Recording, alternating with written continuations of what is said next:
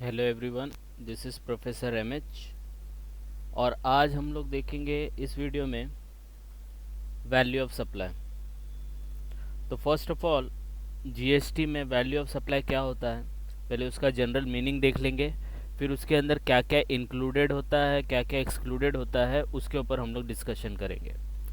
तो value of supply is nothing but एक value होता है जब आप कोई चीज़ सप्लाई करते हो, चाहे गुड्स करो या सर्विस करो, तो उसका वैल्यू क्या होना चाहिए और उस वैल्यू में हम लोग क्या चीज़ इंक्लूड करेंगे और क्या चीज़ एक्सक्लूड करेंगे, वो देखना है। तो अगर हम लोग इसका जनरल मीनिंग देखें वैल्यू ऑफ सप्लाई का, तो value of supply is nothing but it is a price. Value of supply क्या होता है? एक प्राइस होता है at which goods and services are supplied from one person to another. तो जो भी पर्सन सप्लाई करता है तो किस प्राइस पे सप्लाई करेगा, that is called value of supply.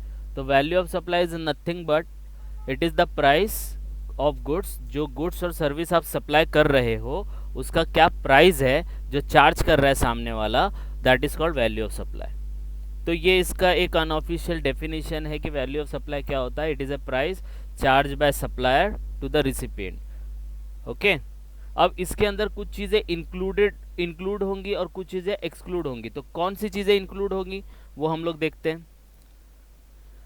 तो फर्स्ट वन जो इंक्लूड होगा वो होगा टैक्सेस, ड्यूटी एंड सेस। तो कोई भी टैक्स लगे, कोई भी ड्यूटी लगे, कोई भी सेस लगे, वो आपको इसमें ऐड करना है वैल्यू में, लेकिन जीएसटी को इंक्लूड नहीं करना, क्योंकि जीएसटी के लिए हम लोग वैल्यू निकाल रहे हैं। तो जीएसटी के लिए अगर आप वैल्यू निकालेंगे तो जीएसटी को इंक्लूड नहीं करना है। अगर इंक्लूडेड है तो उसको बाहर निकालो।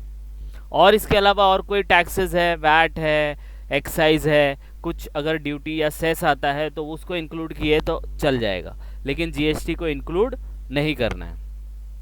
Next, third party payment by receiver of goods और सर्विसेज। जिसको गुड्स आप सप्लाई कर रहे हो वो कोई पेमेंट करता है सप्लायर के बिहाफ पे। जैसे एग्जांपल के तौर पर मिस्टर ए ने सप्लाई किया गुड्स मिस्टर बी को, तो बी ने ए के बिहाफ पे कुछ पेमेंट कर दिया। बी ने ए के बिहाफ पे कोई पेमेंट कर दिया इसी गुड्स और इसी सर्विस से रिलेटेड, तो वो भी वैल्यू में इंक्लूडेड हो जाएगा, प्रोवाइडेड कि वो इनवॉइस में इंक्लूडेड पहले से ना हो। ओके, तो ये याद रखना, कोई भी थर्ड पार्टी पेमेंट अगर आप करते हो, रिसीवर करता है गुड्स और सर्विस के लिए सप्लायर के बिहाफ पे, तो वो भी इंक्लूडेड होगा। ये हम लोग प्रैक्टिकल एग्जाम्पल में देखेंगे इसको। नेक्स्ट है एक्सपेंसेस बिफोर और at the time of supply. जब आप सप्लाई करने से पहले या सप्लाई करने के टाइम पे जितने भी खर्चे होंगे, जितने भी एक्सपेंस होंगे, वो सब के सब आपको क्या करना है? इंक्लूड करना है बिफोर और at the time of supply. तो ये चीज़ याद रखनी है कि हम लोग सप्लाई करने से पहले पहले जितना भी एक्सपेंस करते हैं बिफोर होना चाहिए और एट द टाइम होना चाहिए। आफ्टर डिलीवरी वो इंक्लूड नहीं करना है, बिफोर और एट द टाइम। ओके, तो that we have to include in the value of supply.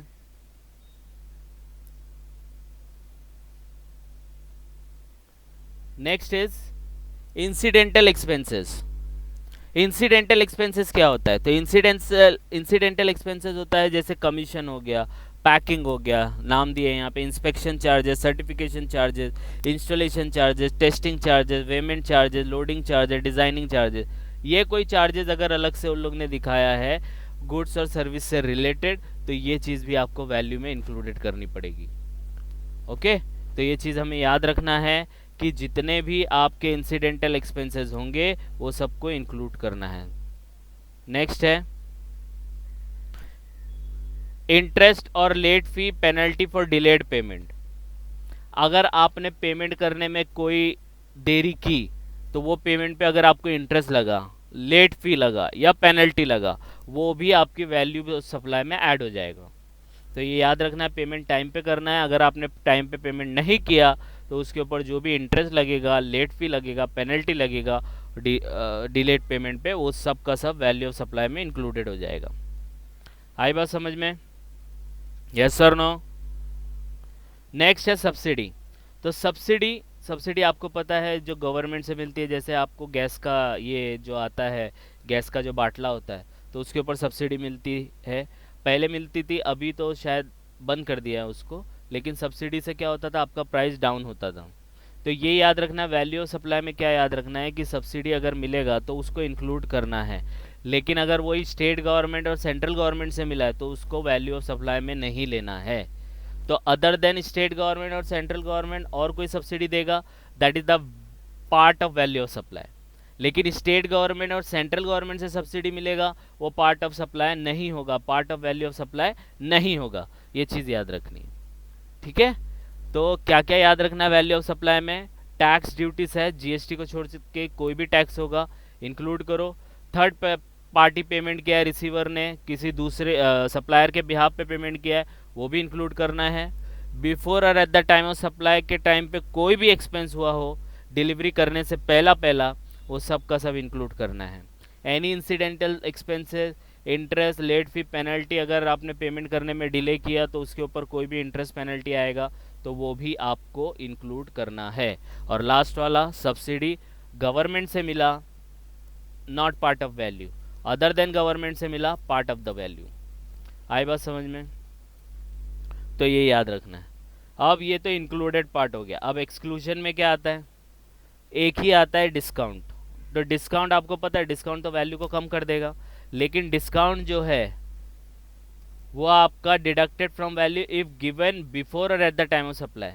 Supply करने से पहला या सप्लाई करने के टाइम पे, बिफोर और at the time of supply, तो आप डिस्काउंट को माइनस कर सकते हो।